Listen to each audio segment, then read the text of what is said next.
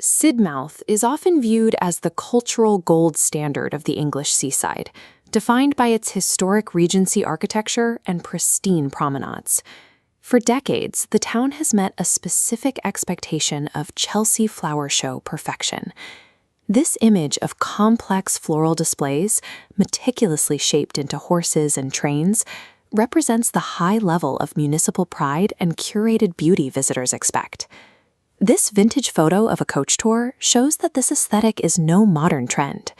Absolute geometric control over nature has been the historic baseline here for generations. Today, maintaining this sterile postcard illusion is a direct obstacle to a new, urgent mandate: the creation of a functional urban ecology. To survive a worldwide collapse in biodiversity, we must recruit our urban spaces as high-performance ecological networks. The most immediate way to do this is to simply stop mowing and let the grass grow tall. However, this often triggers massive public resistance. This backlash is rooted in psychology. The human brain often interprets untamed urban nature as a sign of municipal laziness or budget cuts, rather than a thriving ecosystem. We have a deep-seated desire for strict architectural order, as seen in this perfectly symmetrical paved garden. This innate preference for geometry stands in direct contrast to the inherently chaotic, messy reality of a working habitat. To bridge this gap, planners utilize a visual strategy that signals intentionality, making vital ecological messiness look like a deliberate choice. Sidmouth's specific solution is a design philosophy known as cues to care. Cues to care are visual signals designed to communicate to skeptical residents that a landscape is being managed with purpose.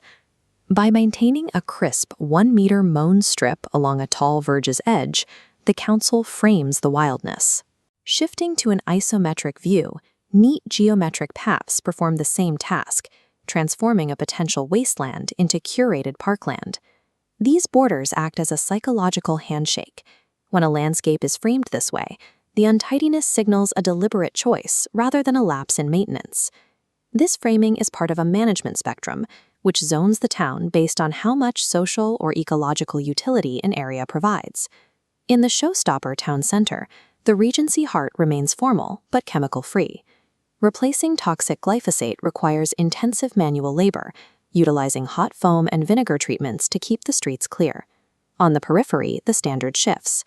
While a neatly flailed, square-cut hedge might look tidy to a human eye, it is effectively an ecological desert. This shows the biological value of the scruffy hedge.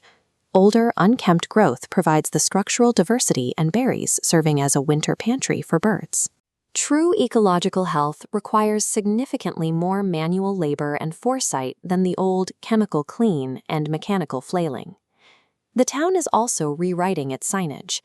Bureaucratic text is being replaced by illustrated nature markers, like the one seen here in this field. These markers reframe the visitor's perception. A scruffy patch of grass is no longer an eyesore. It is a documented nursery for rare species like the sorrel bunting. When the public understands the biological purpose of a space, their annoyance is often replaced by civic pride. Sidmouth's approach is a departure from rewilding, which often implies a total surrender to natural processes.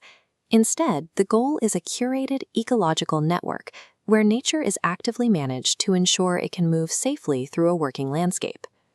This network faces its biggest challenge in urban dead zones, sterile, paved-over private gardens that break the connectivity of the region. This time-lapse shows the stepping stone concept. A native plant in a planter acts as a bridge, connecting wild estates through the town center. A resilient network connects private backyards and fences directly into the wider landscape, ensuring the town breathes as a single unit.